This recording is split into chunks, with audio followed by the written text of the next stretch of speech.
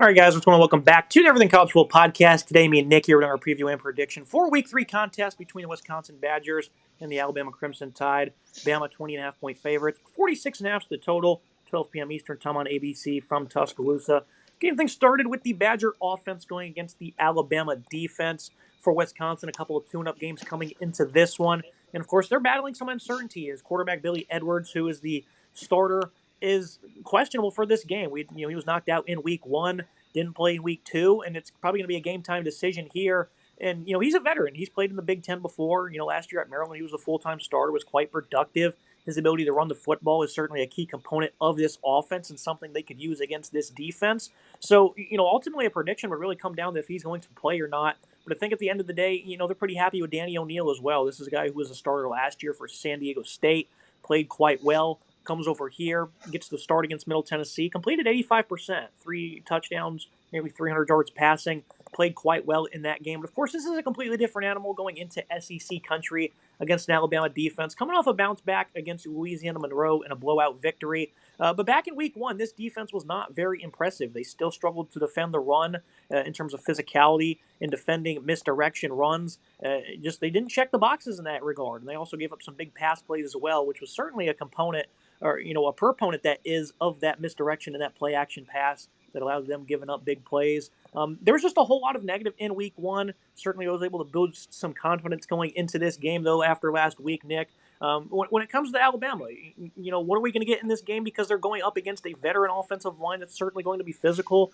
At left tackle, there's a big liability if Davis Heinzen was forced into action there. So that's certainly going to be a matchup that Alabama's going to favor, especially with LT Overton lining up on his side. But you look at left guard, Joe Bruner, at center, Jake Renfro, at right tackle, Riley Mallman. These are all veterans of the program. They've been around a long time, incredibly physical. They've seen some of the best of the bunch. And for Wisconsin, the key to victory is probably going to be running the football and trying to get the ball to their athletes in space, as Alabama did struggle to defend back in week 1 when it came to tackling in space. You have Dylan Jones, Darian Dupree. I think running backs that they like, guys that haven't been ultra productive. It was a collective effort from the team to put up just 153 yards against a weak opponent, Middle Tennessee. So far, Nick, the rushing attack has not been great for Wisconsin. That's probably their key to victory. It doesn't seem to bode well for the Badgers, but if they can stay ahead of the sticks, especially if Billy Edwards plays, and they have a respectable shot to hog the clock, but the key to victory for them is going to be very difficult.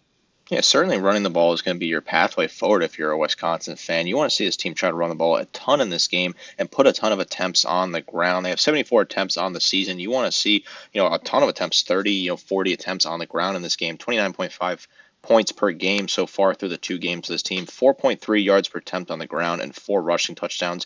You certainly want to see those numbers higher if you're a Wisconsin fan. I don't think this team's been able to run the ball quite effectively as they would like to do so at this moment in time. The quarterback question, obviously, is one you want to keep an eye on, but I think O'Neal's looked competent under center, and he's really been solid for this offense. 76% comp rate, 400 yards, 4 scores, and 2 picks for him across the first 2 weeks of action. Keeping an eye on whether or not Billy Edwards plays, certainly in this game. It's been a wide receiving group that's really been a by committee approach so far. 3 different guys have over 5 grabs for this offense. All 3 of them have at least 1 touchdown. The tight end Lance Mason has looked good for this team, over 100 yards received for him as well. It's been a by committee approach on the ground, as well as Jones, Kekahuna, and Dupree are all kind of getting touches here and there. Kekahuna is a wide receiver, of course, who's getting involved in kind of those jet sweep sort of motion things. Daniel O'Neal also has a rushing touchdown on the ground in the red zone, so keep an eye on him. For the Alabama defense, it's been an interesting unit, although there's something I wanted to take a note of, right? Through 2 games, they have no sacks. They've struggled to put that pressure on the quarterback, even against a bad ULM team that they absolutely blew out this past weekend. They still could not find a sack. I wonder if that's going to be something that's going to haunt them throughout the season. They cannot seem to get pressure on the quarterback and find a way to create negative plays. I'm keeping an eye on that. Can this defense finally get a sack in this Week 3 matchup? Can they find a way to beat this offensive line that is pretty stout for Wisconsin?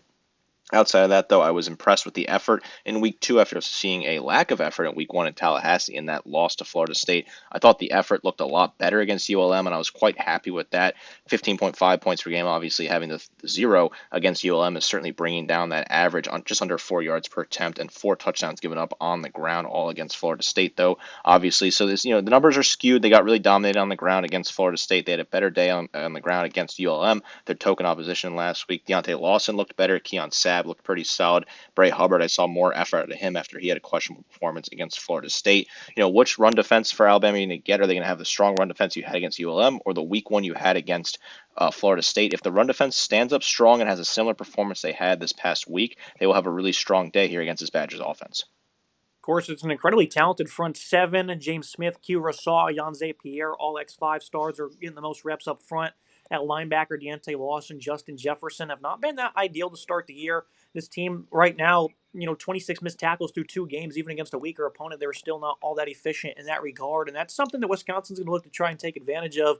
Maybe not when it just comes to downhill running, but try to mix things up a little bit. Tretch Kakahuna, he's a guy who's a nice athlete. Vinny Anthony's even better. This guy's tremendous speed, great playmaking ability. He can certainly turn the game on ahead with any given rep. Trying to get him involved downfield with screens. Of course, in the return game, maybe stick him in the backfield, jet sweeps, all that. Vinny Anthony's going to get a lot of touches, I think, in this game to try and keep them in it. And for the Alabama secondary, they've played well this year. Florida State was able to spark 2 big pass plays in that one. Again, it was really because they were just getting throttled against the run. I think when it comes to regular drop-back passing, I think they'll do quite well, especially in this game. Damani Jackson, Xavier Brown, respectable corners. Deshaun Jones looks like he's going to be a mainstay in the slot this year. He's also had some inefficiencies when it comes to tackling. Bray Hubbard, his effort week 1 was pretty poor, which is shocking because this is a guy I think is going to be a breakout player of the year in the SEC. Still a long way to go. Him and Keon Sabb are a formidable duo. In the back end, this should be an easy matchup for him, Nick. I don't think there's too many opportunities for him to get beat downfield, but Vinny Anthony's a guy they're going to have to circle on most reps, especially on those third downs, because his speed is certainly a difference maker. Yeah, I think this is certainly a matchup the secondary can benefit from in Tuscaloosa for Alabama. I think they'll be just fine here, though. I think Kekahuna is an incredible athlete. You have to keep an eye on what he can do. I think you want to certainly keep an eye on him throughout the game. Maybe he'll find a way to be involved and be an asset in the pass catching or on the ground for that offense. Same thing with Vinny Anthony. Just keep an eye on Anthony and make sure you don't get beat deep downfield. The secondary, I think I'm overall kind of happy with what they're doing here. Like you said, they kind of got beat there against Florida State more because they were just struggling against the run, and that was just an option for Florida State to kind of unleash the playbook a little bit, have a bit of a solid moment there. Only 207 yards given up through the air so far, so not bad. They have an interception as well and have yet to give up a pass touchdown. So I think that's promising numbers from the secondary here. I think the secondary will certainly evolve into a pretty strong unit come the end of the season. They have a really good day here. I don't know if this Wisconsin offense can really test this secondary. It's really going to come down to the run defense. If the run defense is strong for Alabama, it will be a very successful day for the Crimson Tide. I move to the Alabama offense against the Wisconsin defense. This is a very weak unit from week 1 where they couldn't really manufacture much. But in week 2, they were able to bounce back against a weaker opponent. And Ty Simpson, it was nice to see him play with some confidence. Completed all 17 passes, 226, 3 scores.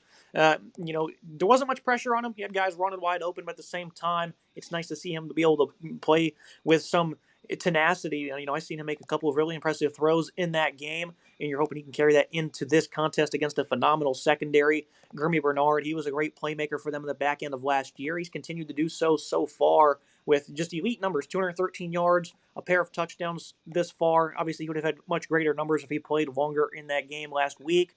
Isaiah Horton, he was finally able to get some stuff done after really doing nothing in week 1. Ryan Williams, they're expecting him to come back after a very poor performance in week 1.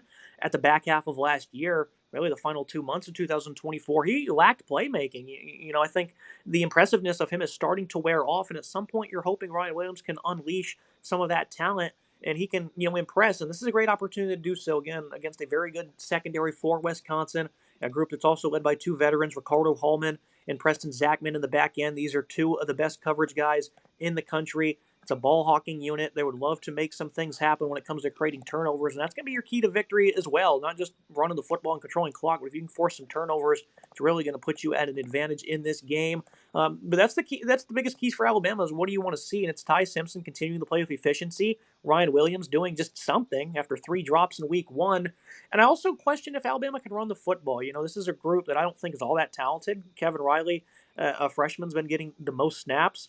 Richard Young, Dre Washington, they have a handful of different guys who are splitting up. They were able to run for 212 in that game against ULM, but nothing against Florida State. Back half of last year, without Jalen Milroe's legs, they could accomplish nothing on the ground. I don't think Wisconsin's going to be giving them gimme yards by any means. This is a defensive line that was quite weak coming into the year, but I think it's much improved so far. Mason Riger, the Louisville transfer, we knew this guy would be tremendous, and he's been an elite playmaker so far through a couple of weeks. Darrell Peterson has proven to be a nice pass rusher at times as well. And the Alabama offensive tackles have been inconsistent, Guys like Ben Barton, Sebastian Cheeks up front as well. One of my breakout players of the year in the conference at linebacker, and Christian Allegrio is living up to the hype so far. And Tackett Curtis is even showcasing some improvements, but he's also a guy that I think likes to run away from physicality. So maybe targeting him at times will be something Alabama looks to do. Intriguing matchup for me, Nick, because we saw an offense in week one that looked much like an offense for most of 2024. I know they regained some confidence last week, but I'm just not really all that convinced that they're going to be great in this matchup against the defense. It's going to play tough. The offense looked phenomenal against ULM, and I didn't think they were the worst unit in the world against Florida State. They were just put in some tough positions by the defense, and the offensive line really had a bad day against Florida State. But I thought, Ty Simpson didn't look horrendous in the game against the Seminoles. He looked phenomenal against ULM, set records for the SEC for most completions without an incompletion, something like that. I saw they were talking about on the broadcast, 17 of 17 for 226 and 3 scores. He looked really comfortable, which is really what I wanted to see, and his confidence is really sky high again, which is, again, what I really wanted to see. I wanted to see him confident and comfortable, get some opportunities. Austin Mack further down the depth chart and Keelan Russell both looked great. Obviously, two guys to keep an eye on for the future. Jeremy Bernard, dare I say, it's the best player on this offense, maybe the best player on this team. He was phenomenal again in the week 2 matchup, 67 yards on 3 grabs for 2 scores. He's having an incredible season for Alabama. He really is the entire offense when you think about it so far, and I really love what I've been able to see. He's the guy that's been breaking out compared to Ryan Williams, who's just been really a ghost so far. I know he's been banged up and didn't play this past weekend, but he had a very bad day down in Tallahassee. 213 yards on the season, 19.4 yards per grab, and 2 scores for Bernard, who has been incredible. But speaking of Ryan Williams, he had a really good game against Wisconsin last year. He had 4 grabs for 78 yards, about 20 yards per grab, and a touchdown in that matchup. People forget he was pretty good in that game right before he had his big breakout moment against Georgia that obviously everyone has continued to talk about.